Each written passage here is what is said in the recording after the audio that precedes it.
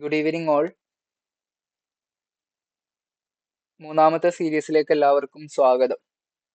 Crimes and punishments, കുറ്റകൃത്യങ്ങളും ശിക്ഷാ നടപടികളും, സീരീസ് നമ്പർ 3 സ്റ്റാർട്ട് ചെയ്യാൻ പോവുകയാണ്. ഇതിനു മുന്നേ നമ്മൾ സീരീസ് 1ഉം 2ഉം ചെയ്തിട്ടുണ്ട്. 1ലും 2ലും ഇൻട്രോ ആയിട്ട് ഏതൊരു ആക്ടിനെ പറ്റിയാണ് നമ്മൾ പഠിക്കുന്നത്, നമ്മൾ പഠിക്കുന്ന നിയമം, അതിന്റെ പേരെന്താണ്, എപ്പോഴാണ് അതിന്റെ പേര് ഭാരതീയ ന്യായ സംഹിത എന്നായത്, അതിനു മുന്നേ ഉള്ള പേരെന്തായിരുന്നു, ഈ ഒരു ടോപ്പിക്കിൽ നമ്മൾ എന്തെല്ലാം കാര്യം ഡിസ്കസ് ചെയ്തു എന്ന കാര്യങ്ങളൊക്കെ നമ്മൾ ഫസ്റ്റ് ആൻഡ് സെക്കൻഡ് സീരീസിൽ മെൻഷൻ ചെയ്തിട്ടുണ്ട്. പലതരത്തിലുള്ള പണിഷ്മെന്റ് ഏതൊക്കെയാണ് എന്നുള്ളതൊക്കെ നോക്കി. മൂന്നാമത്തെ സീരീസിൽ നമ്മൾ ജനറൽ എക്സെപ്ഷൻസിന്റെ പകുതി വരെയാണ് എത്തിയേക്കുന്നത്. രണ്ടാമത്തെ സീരീസിൽ ജനറൽ എക്സെപ്ഷൻ മെൻഷൻ ചെയ്തായിരുന്നു. അതായത് ഒരാള് ഒഫൻസ് ചെയ്താൽ അയാൾക്ക് ലയബിലിറ്റി കിട്ടും, അയാളെ പണിഷ് ചെയ്യും. ഇതാണ് ജനറൽ റൂൾ എന്നുള്ളത്. പക്ഷേ ചില പ്രത്യേക സാഹചര്യത്തിലാണ് ഒരാൾ ഒരു ഒഫൻസ് ചെയ്യുന്നത്, ഒരു ക്രൈം ചെയ്യുന്നതെങ്കിൽ അയാൾക്ക് ലീഗൽ പ്രൊട്ടക്ഷൻ കിട്ടും, അയാൾ അക്സെപ്റ്റഡ് ആവും, അതായത് അയാളെ മാറ്റി നിർത്തപ്പെടും, അയാളെ ശിക്ഷിക്കുകയില്ല. ആ സാഹചര്യങ്ങൾ ഏതൊക്കെയാണെന്നാണ് സെക്ഷൻ 14 മുതൽ സെക്ഷൻ 44 വരെയുള്ള സെക്ഷൻസിൽ പറയുന്നത്. അതിൽ മിസ്റ്റേക്ക് ഓഫ് ആക്ട് എന്നാൽ എന്താണ്, ജുഡീഷ്യൽ ആക്ട് എന്നാൽ എന്താണ്, ആക്സിഡന്റ് എന്നാൽ എന്താണ്, നെസസിറ്റി എന്നാൽ എന്താണെന്നുള്ളത് കഴിഞ്ഞ സെഷനിൽ നമ്മൾ നോക്കിയതാണ്. ഈ ഒരു സെഷനിൽ നമ്മൾ നോക്കാൻ പോകുന്നത് അബ്സെൻസ് ഓഫ് ക്രിമിനൽ ഇന്റൻഷൻ, അതായത് കുറ്റം ചെയ്യാനുള്ള മാനസിക താല്പര്യമില്ലാതെ ഒരാൾ ചെയ്യുന്ന ആക്ടുകളെ,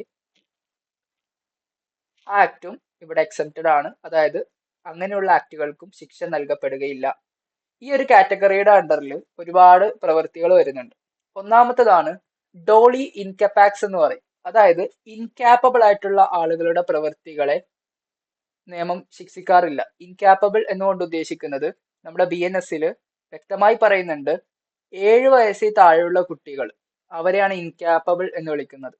അതായത് അവർക്ക് സ്വമേധയാൽ തെറ്റേതാണ് ശരി ഏതാണെന്ന് ഒരു ബോധം ഉദിക്കാത്ത സമയമാണത്. ആ ഒരു സമയത്ത് അവർ ഏതൊക്കെ തരത്തിലുള്ള തെറ്റുകൾ ചെയ്താലും അവരെ ശിക്ഷിക്കാൻ പറ്റുകയില്ല. കാലം ഒരുപാട് വികസിച്ചിട്ടുണ്ട്, കുട്ടികൾ ചെറുപ്പത്തിലേ മെച്ചുവേർഡ് ആകുന്നുണ്ട്. മൊബൈൽ ഫോൺസ് യൂസ് ചെയ്ത് 5ഉം 6ഉം വയസ്സെത്തുമ്പോൾ വേണ്ട പക്വത കിട്ടുന്ന കുട്ടികളുമുണ്ട്. എങ്കിൽ പോലും ഒരു കുട്ടി മനഃപൂർവ്വം കൊലപാതകം നടത്തിയെന്ന് നമുക്ക് തെളിയിക്കാൻ സാധിച്ചാൽ പോലും ഈ ഒരു പ്രൊട്ടക്ഷൻ അവർക്ക് കിട്ടും, അവരെ ശിക്ഷിക്കാൻ ഒരു കോടതിക്കും സാധിക്കുകയില്ല. അതാണ് ഒന്നാമത്തത്. 7 വയസ്സിൽ താഴെയുള്ള കുട്ടികൾ ഒരു തെറ്റ് ചെയ്താൽ ആ കുട്ടിയെ ഒരു രീതിയിലും ശിക്ഷിക്കാൻ സാധിക്കില്ല. ആ കുട്ടിക്ക് ബോധത്തോടുകൂടി ചെയ്തതാണ്, ബോധമില്ലാതെ ചെയ്തതാണ്, എങ്ങനെയാണെങ്കിൽ പോലും ഒരു കുട്ടി, 7 വയസ്സിൽ താഴെയുള്ള കുട്ടിയാണ് ഒരു തെറ്റ് ചെയ്യുന്നത്, അത് ഏത് തെറ്റുമായിക്കൊള്ളട്ടെ, ഏത് തെറ്റ് ചെയ്താലും ആ കുട്ടിയെ ശിക്ഷിക്കാൻ പറ്റൂല. ആ കുട്ടിക്ക് ഈ ഒരു ഡിഫൻസ് എക്സെപ്ഷൻ കിട്ടും, ആ കുട്ടിക്ക് ക്രിമിനൽ ലയബിലിറ്റിന്ന് എസ്കേപ്പ് ചെയ്യാൻ സാധിക്കും എന്ന പോയിന്റ് ഓർത്ത് വെക്കുക. അപ്പൊ 7 വയസ്സിൽ താഴെയുള്ള കുട്ടികൾ ചെയ്യുന്നത് ഒഫൻസ് അല്ല. ഇവിടെ നമ്മൾ മറ്റൊരു കാര്യം കൂടി നോക്കാനുള്ളത്, 7 വയസ്സിന് മുകളിൽ 12 വയസ്സിൽ താഴെയുള്ള കുട്ടികൾ, ഈ ഒരു പ്രായം പല ആളുകളെയും ഡിപ്പെൻഡ് ചെയ്ത് ഇരിക്കും. ചില ആളുകൾക്ക് മെച്ചോർഡ് ആകും, ചില ആളുകൾക്ക് മെച്ചോറിറ്റി കിട്ടൂല. ചില ആളുകൾ മെച്ചോർഡ് ആകുന്നത് 12 വയസ്സ് 13 വയസ്സാകുമ്പോഴാണ്. ചില ആളുകൾ 10 വയസ്സിലും കുട്ടിത്തം വിട്ടിട്ടുണ്ടാവില്ല, 10 വയസ്സിലും ഒരു കുട്ടികളെ പോലെ ആയിരിക്കും. അപ്പൊ ഈ ഒരു ടൈം സ്പാനിലാണ് ചെയ്യുന്നത്. 7 വയസ്സിന് ശേഷം 12 വയസ്സിന് ഇടയിലുള്ള ടൈമിലാണ് ഒരു കുട്ടി ഒരു കുറ്റകൃത്യം ചെയ്യുന്നതെങ്കിൽ കോടതി അവിടെ നോക്കും, ആ കുട്ടി മെച്ചോർഡ് ആണോ ഇല്ലയോ എന്ന് കോടതി പരിശോധിക്കും. പരിശോധിച്ചിട്ട് ആ കുട്ടി മെച്ചോർഡ് അല്ല എന്ന് കോടതിക്ക് തോന്നിക്കഴിഞ്ഞാൽ ആ കുട്ടിയെ വെറുതെ വിടും. സപ്പോസ് മെച്ചോർഡ് ആണ് എന്നാണ് തോന്നുന്നത്, വേണ്ട പ്രാപ്തിയുള്ള കാര്യപ്രാപ്തി എത്തിയ കുട്ടിയാണെന്ന് കോടതിക്ക് ബോധ്യപ്പെട്ട് കഴിഞ്ഞാൽ കോടതി ആ കുട്ടിയെ ശിക്ഷിക്കും. ഇതാണ് അവിടെ നോക്കാനുള്ള പോയിന്റ്. 7 വയസ്സും 12 വയസ്സിന് ഇടയിലുള്ള കുട്ടികളെ മെച്ചോർഡ് ആണോ ഇല്ലയോ എന്നതിന്റെ ബേസിസിലാണ് ശിക്ഷിക്കുന്നത്. മെച്ചോർഡ് അല്ല എങ്കിൽ കോടതി വെറുതെ വിടും, മെച്ചോർഡ് ആണെങ്കിൽ ആ കുട്ടി ചെയ്തത് മനഃപൂർവ്വമാണ് എന്ന് പരിഗണന കൊടുത്തുകൊണ്ട് ആ കുട്ടിയെ ശിക്ഷിക്കും. ജുവനൈൽ ജസ്റ്റിസ് ബോർഡ് എന്ന് പറഞ്ഞ ബോർഡൊക്കെ ഉണ്ട്, അങ്ങോട്ടായിരിക്കും കോടതി ആ കുട്ടിയെ വിടുക. അപ്പോൾ 7നും 12നും ഇടയിലുള്ള കുട്ടികളെ ശിക്ഷിക്കുന്നതുമായി ബന്ധപ്പെട്ട പ്രൊവിഷൻ നമ്മൾ നോക്കി. 7 വയസ്സിൽ താഴെയുള്ള എല്ലാ കുട്ടികളെയും ശിക്ഷിക്കൂല, എന്തൊക്കെ തന്നെ ഒഫൻസ് ചെയ്താലും. 12 വയസ്സിൽ താഴെയുള്ള കുട്ടികൾ, അത് മെച്ചോർഡ് ആണെങ്കിലും എല്ലാ എങ്കിലും പോലും തെറ്റ് ചെയ്തോ ശിക്ഷിക്കും. അതാണ് ജനറൽ ആയിട്ടുള്ള റൂൾ. അപ്പൊ 7 താഴെ 12 മേളില്, ഇത് രണ്ടും എക്സ്ട്രീംലി ഓപ്പോസിറ്റ് ആണ്. 7 താഴെയുള്ള ആളെ എങ്ങനെ വന്നാലും ശിക്ഷിക്കൂല. 12 മുകളിലുള്ള ആൾക്കാരെ എങ്ങനെയാണെങ്കിലും ശിക്ഷിക്കും.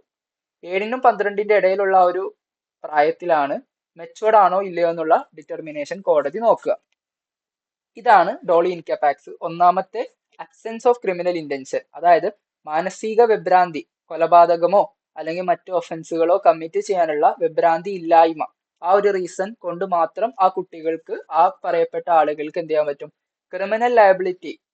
ക്രിമിനലി ലയബിൾ ആകുന്നതിൽ നിന്നും രക്ഷപ്പെടാൻ സാധിക്കും. രണ്ടാമത്തതാണ് ഇവിടെ തന്നെ വരുന്ന മറ്റൊരു ഭാഗമാണ് ഇൻസെയിൻ ആയിട്ടുള്ള അല്ലെങ്കിൽ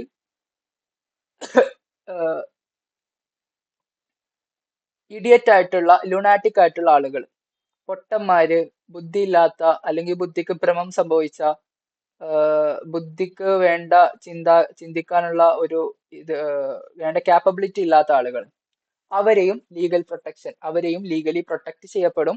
അവർക്കും പണിഷ്മെന്റ് ഉണ്ടാവില്ല.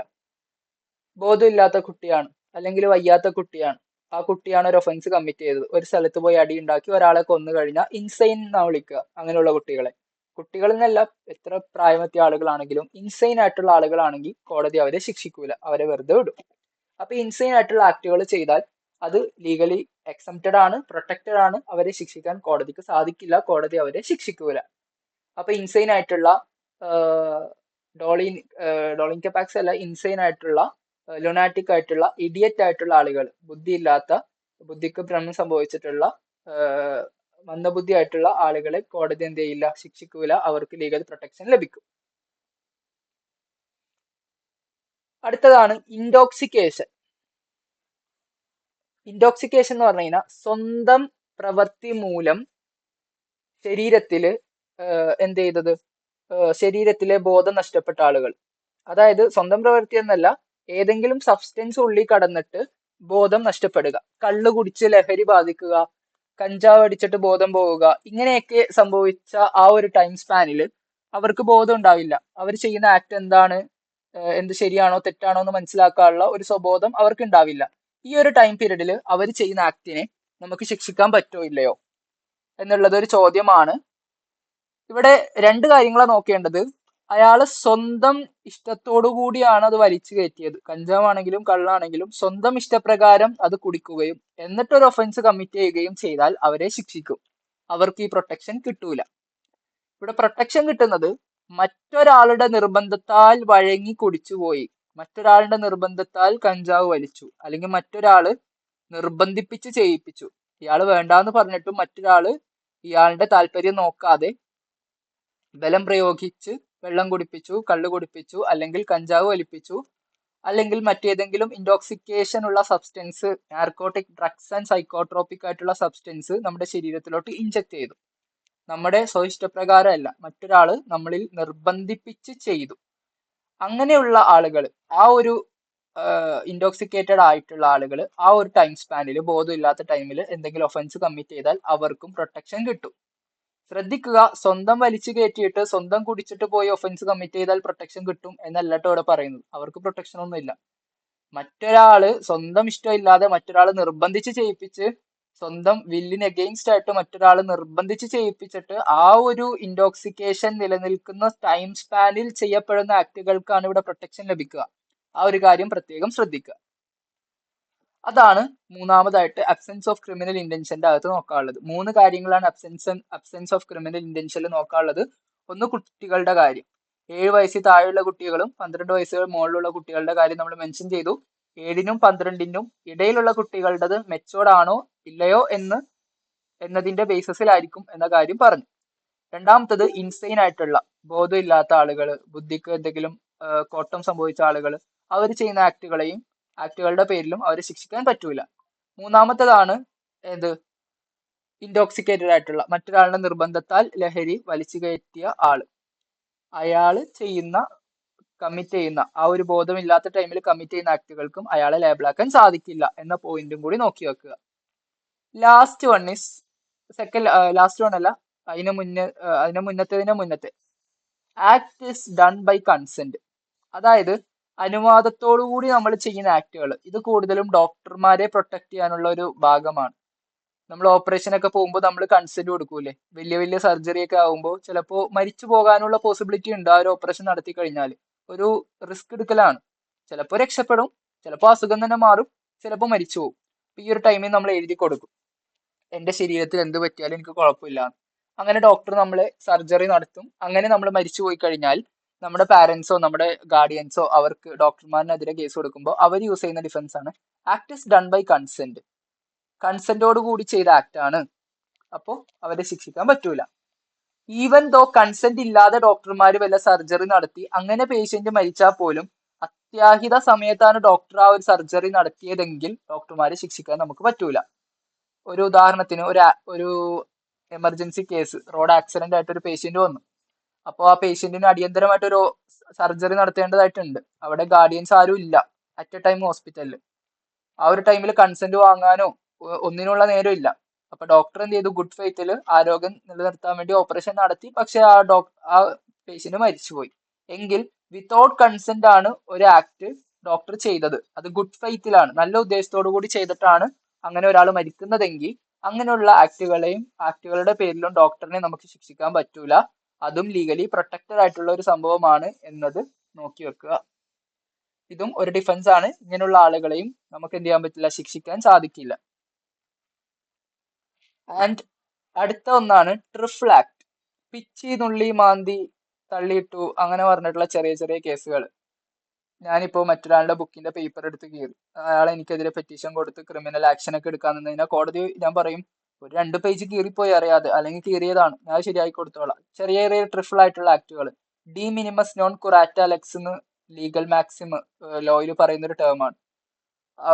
അതെന്താന്ന് വെച്ച് കഴിഞ്ഞാൽ ചെറിയ ചെറിയ കാര്യങ്ങളിലേക്ക് കോടതിക്ക് ഇടപെടാൻ പറ്റൂല. കാരണം കോടതിക്ക് ഇഷ്ടംപോലെ കാര്യങ്ങളുണ്ട് പരിഗണിക്കാൻ. ഈ ചെറിയ ചെറിയ കാര്യങ്ങൾ നോക്കിക്കൊണ്ടിരുന്ന കോടതിക്ക് അതേ നേരം ഉണ്ടാവുള്ളൂ. അതുകൊണ്ട് ഇത്തരം ചെറിയ ചെറിയ കാര്യങ്ങളെ കോടതി പരിഗണിക്കാറില്ല. അത് അതിൻ്റെതായ രീതിയിൽ കോടതി റിജക്ട് ചെയ്ത് കളയും. അപ്പോൾ ഇത് ചെയ്യുന്ന ആളുകൾക്ക് ട്രിഫിൾ ആക്ട് എന്നുള്ള ഡിഫൻസ് കിട്ടും. അത് ഉപയോഗിച്ചിട്ട് അയാൾക്ക് രക്ഷപ്പെട്ടു പോകാൻ സാധിക്കും. And last and final one is private defence. സ്വരക്ഷാർത്ഥം ചെയ്യുന്ന പ്രവൃത്തികൾ. സ്വരക്ഷാർത്ഥം എന്ന് പറയുമ്പോൾ സ്വന്തം ബോഡി രക്ഷിക്കാൻ വേണ്ടി മാത്രമല്ല കേട്ടോ. ഇവിടെ ശ്രദ്ധിക്കേണ്ട കുറെ കാര്യങ്ങളുണ്ട്. നമ്മളെ സ്വന്തം ബോഡി അപകടത്തിൽ, ഇവിടെ കുറച്ച് കാര്യങ്ങൾ പറയാം, അതൊക്കെ ശ്രദ്ധിച്ചോ.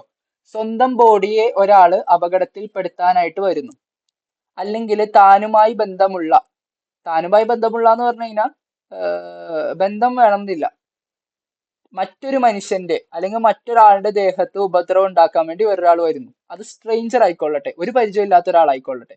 സ്വന്തം ബോഡിയിലോ അല്ലെങ്കിൽ ആരുടെയെങ്കിലോ ബോഡിയിൽ ഒരാൾ ഇഞ്ചുറി ഉണ്ടാക്കാൻ വരുന്നു എന്ന് കണ്ടു കഴിഞ്ഞാൽ നമുക്ക് എന്ത് ചെയ്യാം, അത് ഉണ്ടാക്കാതിരിക്കാൻ വേണ്ടി സ്വരക്ഷാർത്ഥം നമുക്ക് അയാളുടെ ദേഹത്തേക്ക് ഫോഴ്സ് യൂസ് ചെയ്യാം.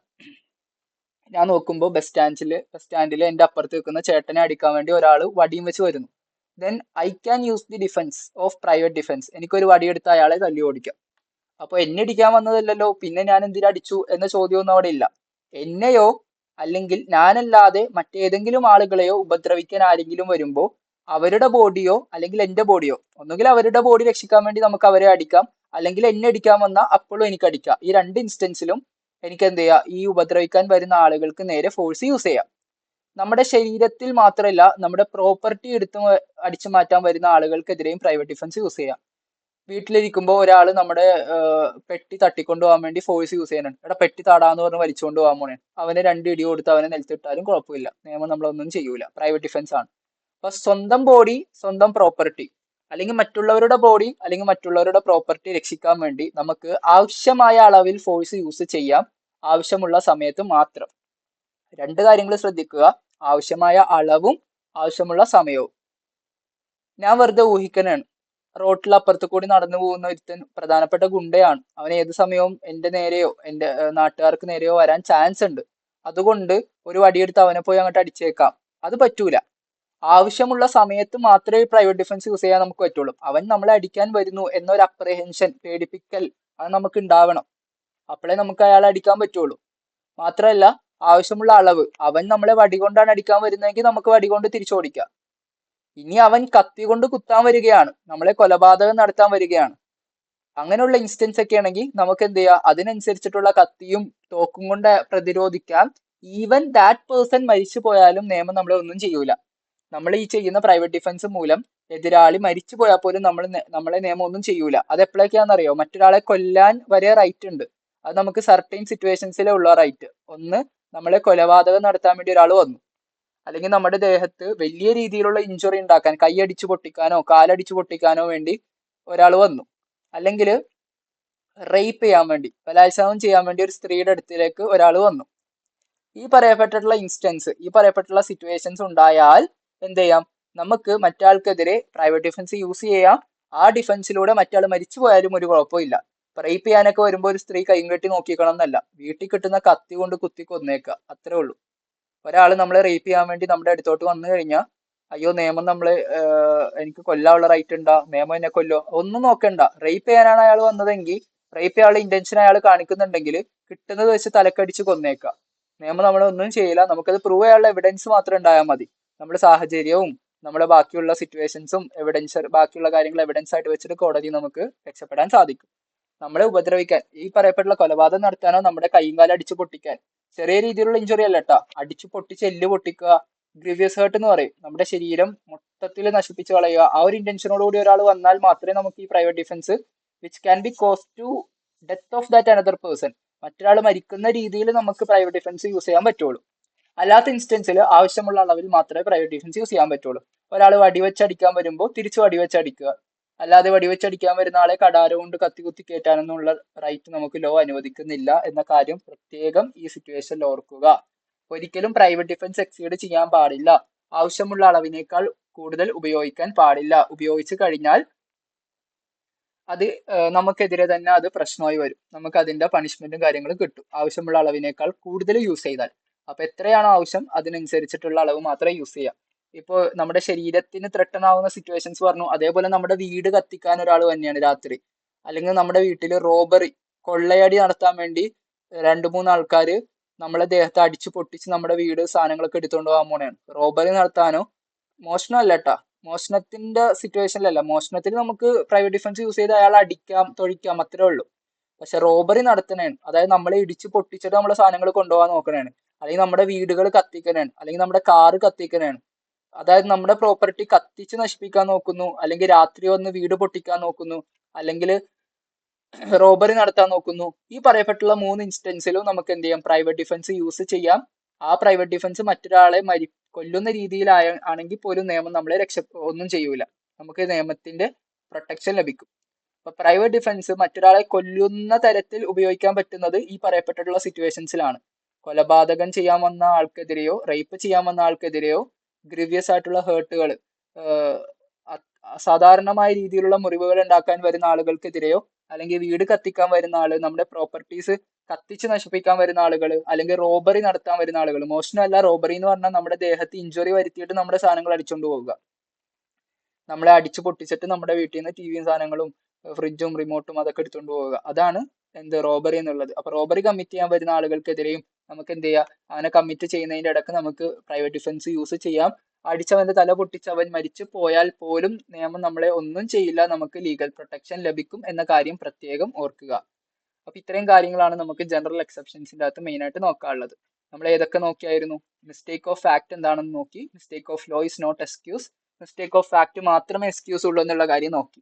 അത് മനസ്സിലാകാത്തവർ ആ ക്ലാസ് കേൾക്കുക. ആ ക്ലാസ്സിൽ മിസ്റ്റേക്ക് ഓഫ് ലോ എന്താണ്, മിസ്റ്റേക്ക് ഓഫ് ഫാക്ട് എന്താണെന്ന് നല്ലതുപോലെ വിശദീകരിച്ച് പറഞ്ഞിട്ടുണ്ട്. രണ്ടാമത്തത് ജുഡീഷ്യൽ ആക്ട്, ജഡ്ജിമാർ ചെയ്യുന്ന ആക്ടും ജഡ്ജിമാരുടെ നിർദ്ദേശപ്രകാരം കോർട്ട് ഓഫീസർമാർ ചെയ്യുന്ന ആക്ടുകൾക്കും പ്രൊട്ടക്ഷൻ ലഭിക്കുന്നുള്ള കാര്യം നോക്കിയായിരുന്നു. മൂന്നാമത്തത് ആക്സിഡന്റ്, അബദ്ധവശാൽ സംഭവിച്ചു പോകുന്ന ആക്ടുകൾക്കും ലീഗൽ പ്രൊട്ടക്ഷൻ ലഭിക്കും. നാലാമത്തത് നെസസിറ്റി, അവിടെ കൊടുത്തിട്ടില്ല എങ്കിൽ പോലും നേരത്തെ ക്ലാസ്സിൽ പറഞ്ഞിരുന്നു, വലിയ വലിയ അപകടങ്ങൾ ഒഴിവാക്കാൻ ചെറിയ ചെറിയ കാര്യങ്ങൾ ചെയ്യാം, അതാണ് നെസസിറ്റി. അപ്പോൾ ചെറിയ കാര്യങ്ങൾ ചെയ്തു കഴിഞ്ഞാൽ അത് ഈവൻ ചെറിയ കാര്യം തെറ്റാണെങ്കിൽ പോലും നമ്മൾ വലിയൊരു അപകടം ഒഴിവാക്കാൻ വേണ്ടിയാണ് ചെറുത് ചെയ്തതെങ്കിൽ ലോ നമ്മളെ വെറുതെ വിടും. ആ വലിയൊരു അപകടം ഒഴിവാക്കാൻ വേണ്ടിയാണല്ലോ. അതിന്റെ എക്സാമ്പിളും കാര്യങ്ങളും നമ്മൾ കഴിഞ്ഞ ക്ലാസ്സിൽ ഡിസ്കസ് ചെയ്തതാണ്. ഒരു കാർ ഇടിക്കാൻ വന്നപ്പോൾ എന്റെ കൂട്ടുകാരനെ തള്ളി ഞാൻ പാടത്തോട്ടിട്ട്, പാടത്ത് വീണ അവന്റെ കൈ ഒടിഞ്ഞു. അപ്പോ അവൻ എനിക്കെതിരെ കേസ് കൊടുക്കുമ്പോൾ ഞാൻ കോടതി പറയും, അവൻ അവിടെ നിന്നിരുന്നെങ്കിൽ കാർ അവനെ ഇടിച്ച് കൊന്നു കളഞ്ഞേനായിരുന്നു. അപ്പൊ കൊല്ലുക എന്ന വലിയൊരു അപകടം ഒഴിവാക്കാനാണ് ഞാൻ അവനെ പാടത്തോട്ട് തള്ളിയിട്ട് അവനെ കൈ ഒടിപ്പിച്ച് കളഞ്ഞത്. അപ്പൊ ചെറിയ അപകടത്തിൽ അവിടെ തീർന്നു. സോ വലിയത് ഒഴിവാക്കാൻ ചെറുത് ചെയ്താൽ കുഴപ്പമില്ല. അതാണ് നെസസിറ്റിയുടെ ഡിഫൻസ്. അത് ഉപയോഗിച്ച് നമുക്ക് രക്ഷപ്പെടാം. മറ്റൊന്നാണ് അബ്സെൻസ് ഓഫ് ക്രിമിനൽ ഇന്റൻഷൻ. അവിടെ കുട്ടികളുടെ കാര്യവും അതേപോലെ തന്നെ ബുദ്ധിക്ക് ഭ്രമം സംഭവിച്ച ആളുകളുടെ കാര്യവും മറ്റൊരാളുടെ നിർബന്ധത്താൽ വഴങ്ങി കള്ളുകുടിച്ച് ലഹരിയുടെ ആധിക്യത്തിൽ ചെയ്തു പോകുന്ന ആളുകളുടെ പ്രവൃത്തികളെ പറ്റിയൊക്കെ അവിടെ ഡിസ്കസ് ചെയ്തു. മറ്റൊന്നാണ് കൺസെന്റോടുകൂടി, രോഗിയുടെ അനുവാദത്തോടുകൂടി ഡോക്ടർ എന്തെങ്കിലും ആക്ട് ചെയ്താൽ അതും ലീഗലി പ്രൊട്ടക്റ്റഡ് ആണ്. ട്രിഫിൾ ആക്ട്, പിച്ചി നുള്ളി മാതി എന്നൊക്കെ പറയുന്ന ചെറിയ ചെറിയ കേസ് കെട്ടുകൾ അതും കോടതി എടുക്കില്ല. പ്രൈവറ്റ് ഡിഫൻസ്, സ്വരക്ഷാർത്ഥം മറ്റുള്ളവരുടെ ബോഡി രക്ഷിക്കാനോ സ്വന്തം പ്രോപ്പർട്ടിയോ മറ്റുള്ളവരുടെ പ്രോപ്പർട്ടിയോ രക്ഷിക്കാൻ വേണ്ടി നമ്മൾ ചെയ്യുന്ന ഫോഴ്സ് ആവശ്യമുള്ള സമയത്ത് ആവശ്യമുള്ള അളവിൽ മാത്രം യൂസ് ചെയ്യുക. സർട്ടൈൻ സിറ്റുവേഷൻസിൽ നമുക്ക് മറ്റൊരാളെ കൊന്നാൽ പോലും കുഴപ്പമില്ല. അത് ഏതൊക്കെയാണെന്നുള്ളത് നമ്മൾ ഡിസ്കഷനിൽ വെച്ചായിരുന്നു. ഇത്രയും കാര്യങ്ങളാണ് നമുക്ക് എന്ത് ചെയ്യാനുള്ളത് ഈ പ്രൈവറ്റ് ഡിഫൻസിന്റെ ഭാഗമായിട്ട് ഇവിടെ ജനറൽ എക്സെപ്ഷൻസിന്റെ ഭാഗമായിട്ട് ഇവിടെ നോക്കാനുള്ളത്. ഇതോടുകൂടി നമ്മൾ ചാപ്റ്റർ 3 കംപ്ലീറ്റ് ആക്കി കഴിഞ്ഞു. അടുത്ത സെഷനിൽ നമുക്ക് അടുത്തടുത്ത ഭാഗങ്ങൾ നോക്കാം. ഈ ഒരു ഭാഗമാണ് BNSന്റെ ഏറ്റവും കഴമ്പുള്ള, ഏറ്റവും പ്രാധാന്യം അർഹിക്കുന്ന ഭാഗം. അപ്പൊ ഈ ഒരു ഭാഗം മറ്റേ എന്ത് പഠിച്ചില്ലെങ്കിലും ഈ ഒരു ഭാഗം BNSന്റെ അകത്ത് മനസ്സിലാക്കി വെക്കുക. കാരണം നമ്മൾ ചെയ്യുന്ന ഒരു ആക്ട് തെറ്റാണോ അല്ലയോ എന്നുള്ളത് നമുക്ക് മനസ്സിലാക്കണമല്ലോ. അറിയാതെ നമ്മൾ തെറ്റുപോയാൽ നമ്മളെ കോടതി ശിക്ഷിക്കോ ഇല്ലയോ എന്നുള്ളത് നമ്മൾ മനസ്സിലാക്കേണ്ട ഒരു കാര്യമാണ്. അതെല്ലാം നല്ല രീതിക്ക് മനസ്സിലാവണമെങ്കിൽ ഈ ഒരു ഭാഗം വേണം പഠിക്കാൻ. So hope you guys understand. സംശയങ്ങൾ ഉണ്ടെങ്കിൽ കമന്റ് ബോക്സിലൂടെ അറിയിക്കാം. നിങ്ങളുടെ വിലയേറിയ അഭിപ്രായങ്ങളും അതിലൂടെ അറിയിക്കാം. അപ്പോൾ അടുത്ത ക്ലാസ്സിൽ കാണാം. Okay, by.